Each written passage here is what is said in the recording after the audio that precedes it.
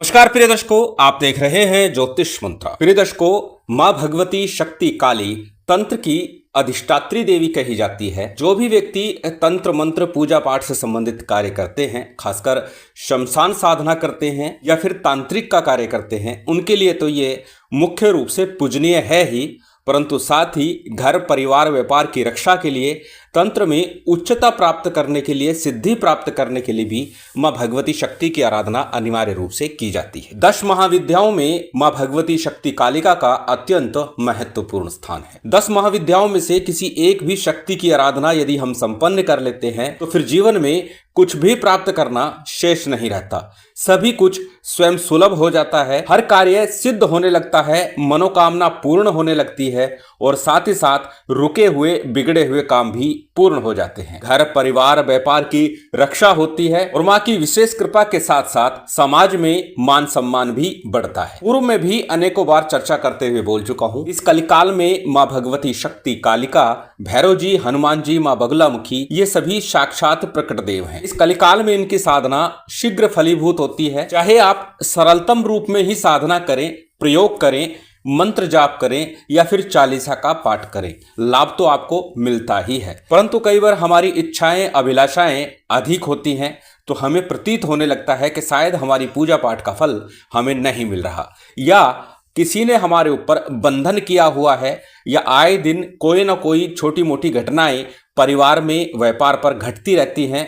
कोई ना कोई नुकसान बना रहता है, चाहे वो नुकसान व्यापार में हो, शरीर में हो, घर में हो या फिर संबंधों में हो। ऐसा लगता है किसी ने बंधन कर दिया है या फिर कोई दैवीय शक्ति या निशाचरी शक्ति हमारे कार्यों में बाधा डाल रही है, हमें पीड़ा दे रही है। समस्या परेशानी चाहे किसी भी प्रकार से बनी हो, बंधन किया गया है, भूत प्रेत तंत्र बाधा है, तो सभी के निवारण के लिए आज का ये अत्यंत प्रभावी तांत्रिक मंत्र प्रयोग। जब जब तंत्र की चर्चा करता हूं तो एक बात अक्सर बोलता हूं कि तंत्र इस कलिकाल में साबर मंत्रों की भांति ही शीघ्रता के साथ और पूर्णता के साथ अपना प्रभाव दिखा देते हैं। और तंत्र प्रयोग की एक खासियत यह भी है कि तुरंत प्रभाव से आपको राहत देते हैं, कार्य को सिद्ध करते हैं। इसीलिए अक्सर उदाहरण के तौर पर बोलता हूं कि तंत्र एक अंग्रेजी दवा की तरह कार्य करता है, जो निश्चित प्रभाव तो दिखाता है परंतु कई बार कुछ साइड इफेक्ट भी होते हैं। अर्थात यदि नियमों में या फिर किसी भी प्रकार से साधना में, प्रयोग में त्रुटि हो जाए, भूल हो जाए, कहीं ना कहीं उसका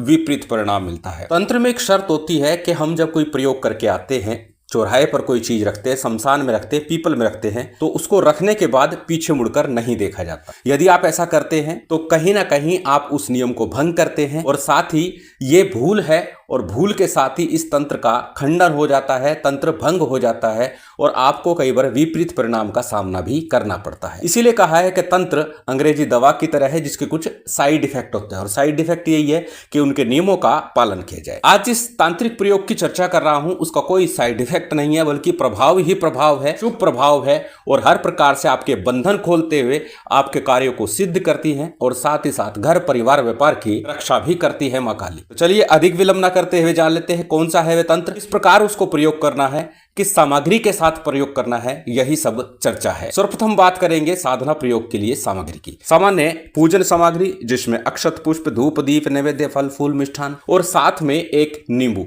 नींबू मां भगवती शक्ति को पूजन के उपरांत, जप के उपरांत बलि के रूप में भेंट किया जाना। इसके अतिरिक्त जो मां शक्ति की आराधना में सामान्य पूजन सामग्री है, जितनी आपकी व्यवस्था है, जो आपकी व्यवस्था है वो ले लीजिएगा। सभी सामग्री आपकी स्क्रीन पर है। इन सामग्री में से जो व्यवस्था बन जाए उसको लेकर के इस प्रयोग को संपन्न कर लीजिएगा। अब करना कैसे है, किस दिन करना है? इस प्रयोग के लिए किसी शुभ योग सिद्ध मुहूर्त का चयन कर लीजिएगा। अच्छा होगा चतुर्दशी, अमावस्या या शनिवार की रात्रि हो, उस दिन इस प्रयोग को आरंभ करें। सर्वप्रथम जब यह प्रयोग आरंभ कर रहे हैं उससे पूर्व नजदीक के किसी देवी मंदिर में जाकर के मां भगवती शक्ति को एक मीठा पान अर्पित करके आइएगा और साथ में थोड़े से अक्षत और एक 5 रुपए, 1 रुपए का सिक्का अर्पित कर दीजिएगा और अपनी कामना बोलिएगा, अपना मनोरथ बोलिएगा और फिर घर आकर के अपने प्रयोग को संपन्न कीजिएगा। करना कैसे है? रात्रिकालीन ये साधना है। रात्रि काल में उत्तर अथवा पश्चिम मुख होकर के अपने सामने किसी चौकी पट्टे के ऊपर काले अथवा लाल रंग का वस्त्र बिछा लीजिए। उसके ऊपर मां भगवती शक्ति का सौम्य चित्र स्थापित कर लीजिए। चावल की ढेरी के ऊपर यदि हो सके तो मां शक्ति का यंत्र स्थापित कर लीजिए, अन्यथा चित्र ही पर्याप्त होगा। मां भगवती शक्ति के चित्र के बाईं ओर एक तिल तेल का, सरसों के तेल का अथवा घी का कोई भी एक दीपक आपको प्रज्वलित करना है। सबसे पहले शुद्धि आचमन कीजिए। शुद्धि आचमन के बाद में दीप प्रज्वलित कर लीजिए। दीप प्रज्वलित कर लिया, उसके बाद आपको संकल्प लेना है किस कामना हेतु आप ये प्रयोग कर रहे हैं।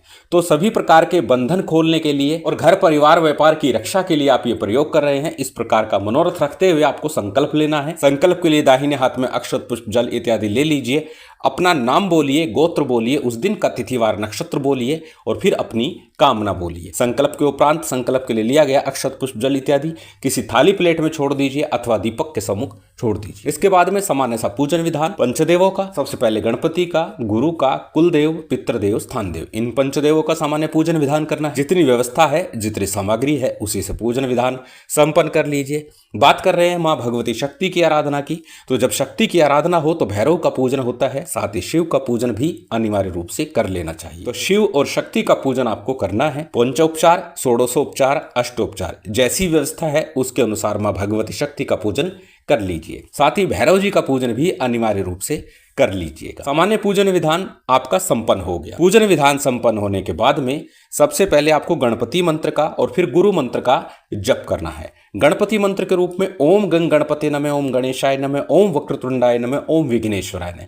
जो मंत्र आप सहजता सरलता के साथ बोल सके, जप कर सके, उस एक गणपति मंत्र का आपको जप करना। बात करें गुरु मंत्र की, गुरु दीक्षा के समय मिला मंत्र गुरु मंत्र कहलाता है। यदि आपने गुरु दीक्षा नहीं ली है तो आप भगवान शिव के पंचाक्षरी मंत्र का ओम नमः शिवाय का जप कर लीजिए अथवा गुरु गोरखनाथ जी के ओम गुरु गोरक्षनाथाय नमः, ओम शिव गोरक्षनाथाय नमः, किसी भी एक मंत्र का गुरु मंत्र के रूप में जप कर लीजिए। इसके बाद आज का जो मूल मंत्र है, तांत्रिक मंत्र है, इसका आपको जप करना है। जप से पूर्व काली मिर्च एक कटोरी में, एक पात्र में सामग्री में लिखी हुई है, वो अपने सम्मुख रख लीजिएगा। उस पर त्राटक करते हुए इस मंत्र का आपको जप करना है। त्राटक का तात्पर्य उसको देखते हुए, उसको निहारते हुए काली मिर्च को आपको जप करना है। मंत्र अत्यंत सरल है, आपकी स्क्रीन पर है, स्क्रीनशॉट ले सकते हैं, किसी कॉपी नोटबुक में नोट कर सकते हैं। मंत्र को एक बार बोल करके बता देता हूं। मंत्र इस प्रकार है। ओम क्रीम कालिका देवी काल रूपणी महाकाली नवनाड़ी बहत्र जाली मम भय हर हर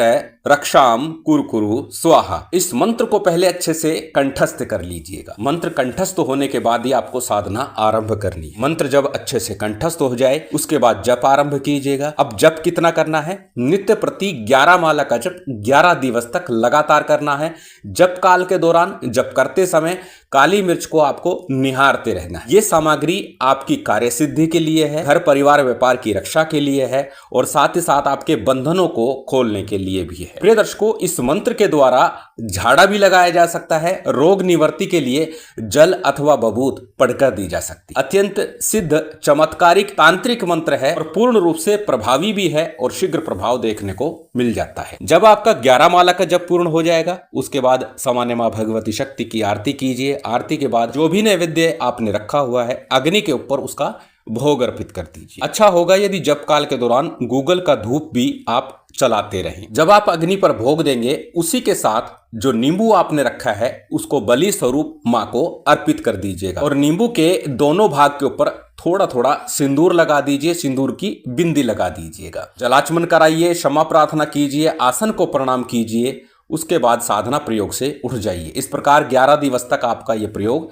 चलता है। 11 दिवस के बाद में जो काली मिर्च रखी हुई है उसको किस प्रकार प्रयोग करना है? सर्वप्रथम जो जल पात्र आपने साधना काल के दौरान रखा है वह जल नित्य प्रति पूरे घर में छिड़कना है। बचा हुआ जल मुख्य द्वार के दोनों ओर या फिर किसी पौधे में डाल देना है। इसके साथ ही 2-2 दाने काली मिर्च के जब साधना पूर्ण हो जाएगी अंतिम दिन पूरे घर में चारों तरफ कोनों में डाल दे, व्यापार स्थल पर डाल दे और साथ ही थोड़ी सी काली मिर्च को पीस कर रख लें और खाने इत्यादि में मिला करके परिवार सहित ग्रहण करें, जिससे कि कुछ खिलाया पिलाया है वह भी कट जाएगा, हट जाएगा, नष्ट हो जाएगा। अत्यंत सरल प्रयोग है और साथ ही पुनः बता दूं सभी कुछ लिखित रूप में दिया जाता है, इसलिए प्रश्न करने से पूर्व लिखित रूप को आप अवश्य देख लीजिए। शिव शक्ति की विशेष कृपा आप सभी को प्राप्त हो, यही कामना है।